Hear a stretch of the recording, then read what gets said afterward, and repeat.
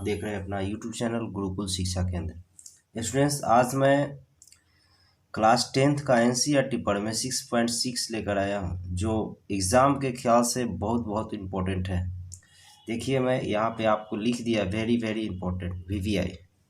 मतलब ये क्वेश्चन जो थ्योरम है, जो क्लास 10th बोर्ड के लिए इस बार आने की चांस बनता है, इसलिए ये बहुत इम्पोर्टेंट है। तो प्लीज़ आप ध्यान से समझिएगा क्वेश्चन क्या कर रहा है।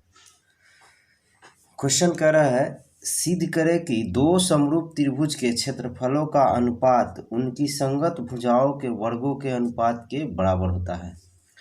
मतलब इसको हम लोग अपनी लैंग्वेज में समझते हैं दो समरूप त्रिभुजों के मतलब कोई दो समरूप त्रिभुज है, उसका क्षेत्रफल जब हम लोग निकालते हैं तो क्षेत्रफलों का अनुपात करते हैं तो उनकी संगत भुजाओं का क्या होते हैं, वर्गों का भी अनुपात हो जाते हैं, और वे उनकी संगत भुजाएं वर्ग होते हैं तो सारे एक दूसरे के भुजाएं क्या हो जाते हैं, बराबर हो जाते हैं।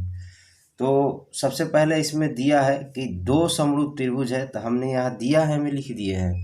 दिया है में क्या लिखे हैं कि ए बी सी एवं डी ई एफ, मान लिए हैं कि ए बी सी एवं डी ई एफ दो समरूप त्रिभुज है। और दो समरूप त्रिभुज है तो आपको पता है कि दो समरूप त्रिभुज का शर्त क्या होता है। तो हमने मान लिया है कि त्रिभुज ए बी सी एवं डी ई एफ दो समरूप त्रिभुज है।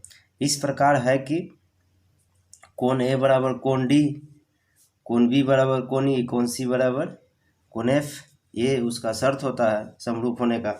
और उसी तरह एक दूसरा शर्त ये भी होता है, ए बी बट्टा डी ई बराबर बी सी बट्टा ई एफ और ए सी बट्टा डी एफ।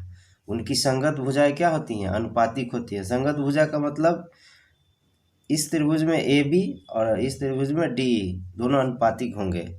तो हमको साबित करना है, सिद्ध करना है, त्रिभुज ए बी सी का क्षेत्रफल बटा में त्रिभुज डी ई एफ का क्षेत्रफल बराबर हो जाएगा ए बी स्क्वायर बटा डी ई स्क्वायर, बराबर हो जाएगा बी सी स्क्वायर बटा ई एफ स्क्वायर और ए सी स्क्वायर बटा डी एफ का स्क्वायर हो जाएगा। ये हम लोग को साबित करना है।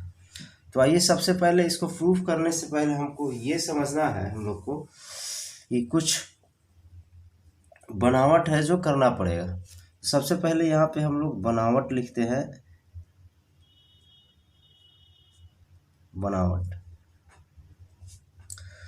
बनावट में हमने यहाँ से ध्यान से देखिए हमने क्या किया है, कोण ए से बिंदु एम पर लंब डाल दिया और इसमें भी लंब डाल देते हैं। इसमें कोण डी से एन पर बिंदु एन पर लंब डाल दिए। तो यहाँ पे हमने क्या किया, जो किए वो लिख देते हैं। त्रिभुज ए बी सी में ए एम लंब, ये लंब का साइन है, किस पर डाला, बी सी पर। और त्रिभुज डी ई एफ में डी एन लंब डाला क्या, ई एफ, खींचा, लिख दिए। जो हमने बनावट में किए वो लिख दी। अब हम लोग प्रमाणित करते हैं, साबित करते हैं।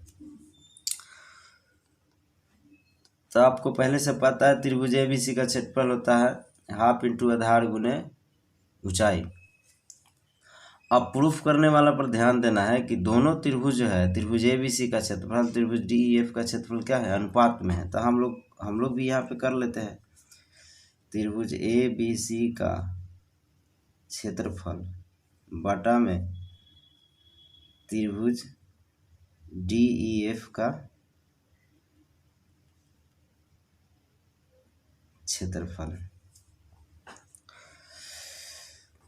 क्या होता है, त्रिभुज ए बी सी का क्षेत्रफल क्या होगा, फार्मूला होता है त्रिभुज का क्षेत्रफल हाफ इंटू आधार गुना ऊंचाई।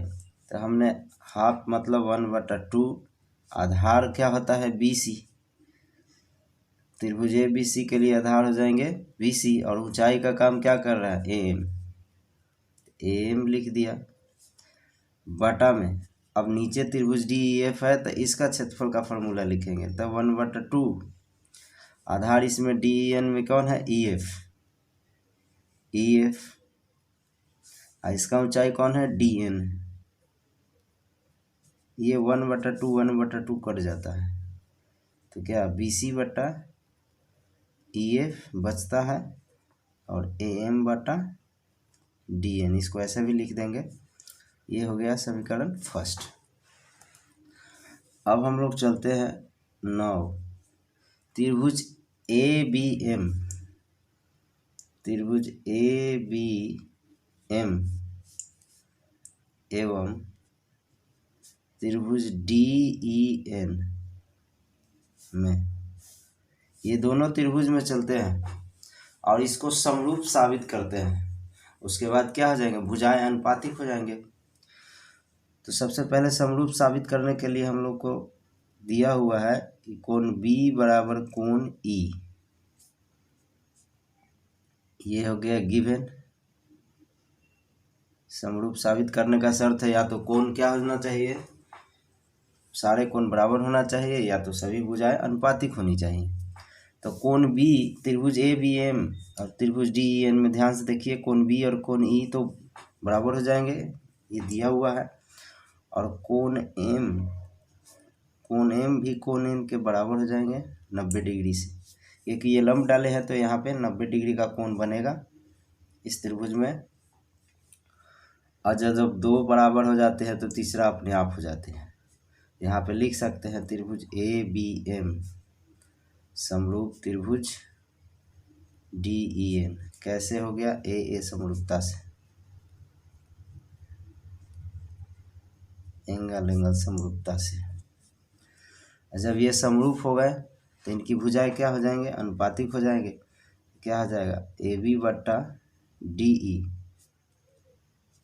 ए बी बट्टा डी ई, फिर बी एम बटा ई एन, बी एम बटा ई एन, फिर उसी तरह ए एम बटा डी एन। अब हम लोग को यहाँ पे देखिए त्रिभुज ए बी सी बटा त्रिभुज डी एफ का क्षेत्रफल में हमने बी सी बटा ई एफ गुणे ए एम बटा डी एन लिए हैं।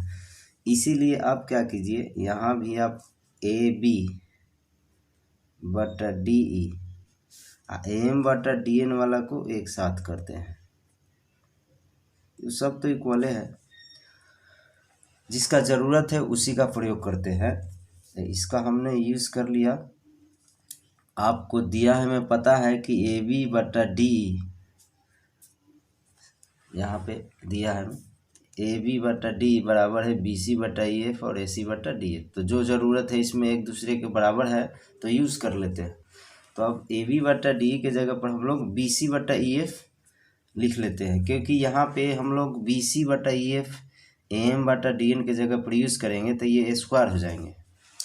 तो यहाँ पे लिख लेते हैं बी सी बटा ई एफ बराबर ए एम बटा डी एन, इसको समीकरण सेकेंड मान लेते हैं और लिखते हैं गिवन, क्योंकि ये दिया हुआ था।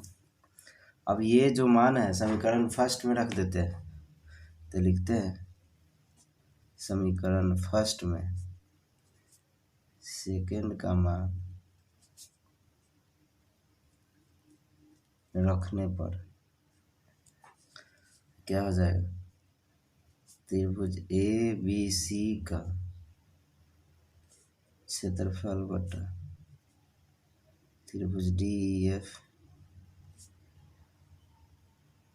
का क्षेत्रफल बी सी बटा ई एफ। यहाँ देखिए ए एम बटा डी एन की जगह पर हम लोग क्या लिखेंगे, यहाँ ए एम बटा डी एन है, इसके जगह पर हम लोग बी सी बटा ई एफ लिख देते हैं। और जब ये दोनों गुना होंगे तो स्क्वायर हो जाएंगे, बी सी का स्क्वायर बटा ई एफ का स्क्वायर। ये समीकरण थर्ड मान लेते हैं। अब आगे इसी प्रकार हम लोग साबित कर सकते हैं। तो यहाँ पे लिखेंगे सिमिलरली, सिमिलरली को हिंदी में बोलते हैं इसी प्रकार। क्या हम लोग कर सकते हैं, त्रिभुज ए बी सी का क्षेत्रफल बटा में हो जाएंगे त्रिभुज DEF का क्षेत्रफल BC स्क्वायर बटा EF स्क्वायर हो गया, तो यही प्रूफ करना है। DE का स्क्वायर बराबर AC स्क्वायर बटा DF का स्क्वायर, ये समीकरण 4 हो गया। तो इसी प्रकार हम लोग इसको भी साबित कर सकते हैं। इसीलिए हम लोग क्या लिखेंगे, समीकरण 3 एवं 4 से सब एक दूसरे को इक्वल हो जाएंगे, क्योंकि ये भी तो त्रिभुज ABC का क्षेत्रफल ही है और ये भी त्रिभुज ABC का क्षेत्रफल ही है बटा DEF का क्षेत्रफल, तो दोनों इक्वल है तो ये इक्वल हो जाएंगे। तो ये साबित हो गया, त्रिभुज ABC का क्षेत्रफल बटा त्रिभुज DEF का क्षेत्रफल बराबर, सीधा सीधा लिख लेते हैं, AB स्क्वायर बटा DE का स्क्वायर BC का स्क्वायर बटा EF का स्क्वायर AC का स्क्वायर बटा DF का स्क्वायर। ये हम लोग को प्रूफ हो गया, साबित हो गया। तो दोस्तों, यदि आपको किसी तरह का प्रॉब्लम हो तो कमेंट करें।